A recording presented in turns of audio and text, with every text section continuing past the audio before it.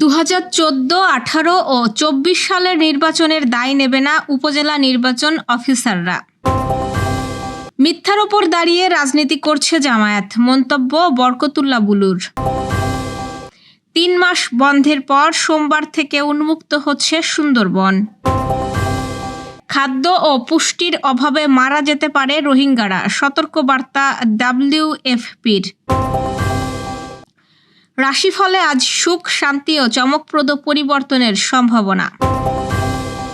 দর্শক, গ্রামের কাগজের সকালের খবরে আপনাকে স্বাগত। শুনছিলেন প্রধান প্রধান শিরোনাম। এবার চলুন যাওয়া যাক মূল আয়োজনে। রাজধানীর আগারগাঁওয়ের নির্বাচন ভবনে অনুষ্ঠিত উপজেলা, থানা ও সমমান ইলেকশন অফিসার্স অ্যাসোসিয়েশনের সাধারণ সভায় বড় ধরনের দাবি তুলে ধরেছেন কর্মকর্তারা। এই সভায় সিদ্ধান্ত নেওয়া হয়েছে 2014, 18 এবং 24 সালের জাতীয় সংসদ নির্বাচনে তাদের দায়বদ্ধতা থাকবে না, কারণ তারা মূল দায়িত্বে ছিলেন না। অ্যাসোসিয়েশনের আহ্বায়ক আশফাকুর রহমান বলেন, নির্বাচনে ভালোভাবে কাজ করতে না পারার জন্য আমাদের ভেতরেও ক্ষোভ রয়েছে, তবে আমরা কোনোদিন মূল দায়িত্বে ছিলাম না। আমরা নির্বাচন কমিশনকে জানিয়ে দিতে চাই যে আমরা এসব নির্বাচনে দায়বদ্ধ কেন হব।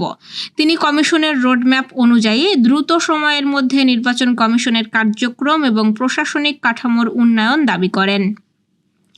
সভায় উপজেলা নির্বাচন কর্মকর্তাদের জন্য উপজেলা নির্বাচন কর্মকর্তার পদকে 6ষ্ঠ গ্রেডে উন্নতি করা, সহকারী নির্বাচন অফিসারদের পদকে 9ম গ্রেডে উন্নতি করা, উপজেলা নির্বাচন অফিসারদের জন্য ডাবল কেবিন গাড়ি এবং সহকারী নির্বাচন অফিসারদের জন্য একটি করে মোটরসাইকেল প্রদান করা, জাতীয় পরিচয়পত্র সেবা স্বরাষ্ট্র মন্ত্রণালয়ের কাছে থেকে পুনরায় নির্বাচন কমিশনে ফিরিয়ে আনা এবং ফ্যাসিস্ট সরকারের কালো আইনটি বাতিল করার দাবি করা হয়।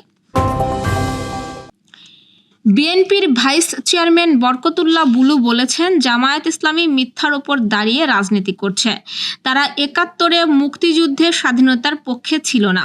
এখন পিআর পদ্ধতি নামক একটি বস্তু সামনে এনে নির্বাচনকে বানচাল করার চেষ্টা করছে। এটা কোনোভাবেই দেশের মানুষ বরদাস্ত করবে না। ষড়যন্ত্রকারীদের সময় মতো দাঁত ভাঙার জবাব দেওয়া হবে। শনিবার সুপ্রিম কোর্ট আইনজীবী সমিতি মিলনায়তনে জুলাই-আগস্ট গণ অভ্যুত্থানে নেতৃত্বদানকারী বীর সন্তানদের সম্মাননা প্রদান অনুষ্ঠানে প্রধান অতিথির বক্তব্যে তিনি এসব কথা বলেন। জিয়াউর রহমান সমাজ কল্যাণ পরিষদ এই অনুষ্ঠানের আয়োজন করে। বরকতুল্লাহ বুলু বলেন, যারা 71-এর স্বাধীনতা ও 52-র ভাষা আন্দোলন মেনে নেয়নি, তাদের ভোটে অংশ নেওয়ার কোনো অধিকার নেই। তারা আবার দেশকে অশান্ত করার ষড়যন্ত্রে মেতে উঠেছে। তিনি আরও বলেন, সংস্কার কাজ একটি চলমান প্রক্রিয়া। শহীদ জিয়াউর রহমান 31 দফা মুক্তির সনদ দিয়েছিলেন। বিএনপির ভারপ্রাপ্ত চেয়ারম্যান তারেক রহমানের নেতৃত্বে আগামীতে দেশ এগিয়ে যাবে, কিন্তু জামায়াত ষড়যন্ত্র করছে তারেক রহমান যেন আগামীতে প্রধানমন্ত্রী না হতে পারে। তারা তারেক রহমানকে কলঙ্কিত করার নানা চেষ্টা করছে, এজন্য দেশবাসীকে সতর্ক থাকার আহ্বানও জানান তিনি। প্রাণ প্রকৃতি রক্ষায় টানা 3 মাস বন্ধ থাকার পর আবারও খুলে দেওয়া হচ্ছে সুন্দরবনের দুয়ার। আগামীকাল 1 সেপ্টেম্বর থেকে জেলে, বাওয়ালি ও পর্যটকদের জন্য উন্মুক্ত হবে সুন্দরবন। শেষ মুহূর্তে জাল, নৌকা ও পর্যটকবাহী ট্রলার মেরামতে ব্যস্ত সময় পার করছেন সাতক্ষীরার শ্যামনগর উপকূলীয় এলাকার জেলে, বাওয়ালি ও পর্যটন ব্যবসায়ীরা। বর্তমানে দম ছাড়ার সময় নেই যেন তাদের। বুড়িগোয়ালিনী স্টেশন কর্মকর্তা জিয়াউর রহমান জানিয়েছেন, 1 সেপ্টেম্বর থেকে জেলে, বাওয়ালি ও পর্যটকদের জন্য সুন্দরবনে প্রবেশের অনুমতি দেওয়া হবে। এর মধ্যেই সুন্দরবন সাতক্ষীরা রেঞ্জের 4টি স্টেশনে মোট 2970টি পাস পারমিট নবায়ন করা হয়েছে। নবায়নকৃতরা রাজস্ব দিয়ে সুন্দরবনে প্রবেশ করতে পারবেন। বাংলাদেশে আশ্রিত 12 লাখেরও বেশি রোহিঙ্গার জন্য নভেম্বরের পর খাদ্য সহায়তা বন্ধ হয়ে যেতে পারে বলে সতর্ক করেছে জাতিসংঘের বিশ্ব খাদ্য কর্মসূচি WFP। সংস্থাটির কান্ট্রি ডিরেক্টর ডোমেনিকো স্কালপেলি জানান, তাদের হাতে অর্থ আছে শুধু 30 নভেম্বর পর্যন্ত। এরপর রোহিঙ্গাদের জন্য কোনো খাবার থাকবে না। ন্যূনতম রেশন চালু রাখতে জরুরি ভিত্তিতে $173 মিলিয়ন প্রয়োজন। WFP বলছে, রেশন অর্ধেকে নামালে অপুষ্টি ভয়াবহ আকার নেবে, শিশুর মৃত্যু ঝুঁকি মারাত্মকভাবে বাড়বে। ক্যাম্পের বাসিন্দারা আশঙ্কা প্রকাশ করছেন, খাবার কমলে ক্ষোভে ফেটে পড়তে পারে মানুষ। সরকারের উপপ্রেস সচিব আজাদ মজুমদারও হুঁশিয়ারি দিয়ে বলছেন, অর্থ না এলে শিবিরে বিশৃঙ্খলা এমনকি দুর্ভিক্ষ দেখা দিতে পারে। মানবাধিকার সংগঠনগুলো বলছে, রোহিঙ্গাদের নিরাপদ প্রত্যাবর্তন না হওয়া পর্যন্ত খাদ্য সহায়তা চালিয়ে যাওয়া এখন সবচেয়ে জরুরি মানবিক দায়িত্ব। দর্শক, এবার চলুন জেনে নিই কেমন যাবে আপনার আজকের দিন অর্থাৎ 31 আগস্টের সম্ভাব্য রাশিফল।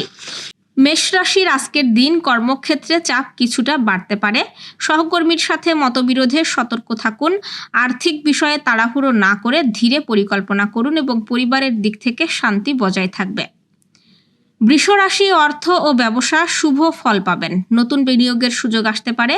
পরিবারে আনন্দ বাড়বে এবং আজ ভ্রমণ করলে লাভবান হবেন। মিথুন রাশি কর্মক্ষেত্রে সম্মান ও নতুন সুযোগ আসবে। অর্থ আদায় বা প্রাপ্য পাওয়ার সম্ভাবনা রয়েছে।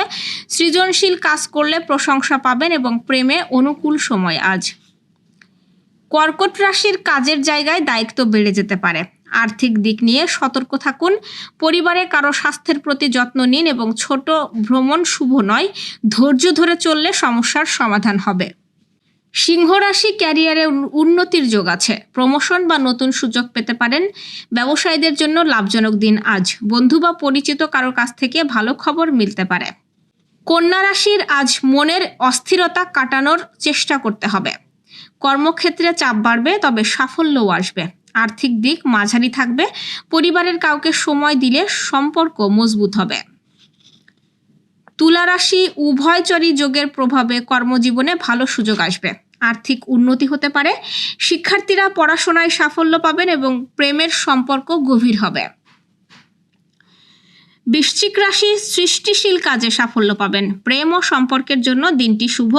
পরিবারের সাথে সময় আনন্দ কাটবে এবং ব্যবসা বা নতুন পরিকল্পনায় ভালো ফল মেলার সম্ভাবনা রয়েছে।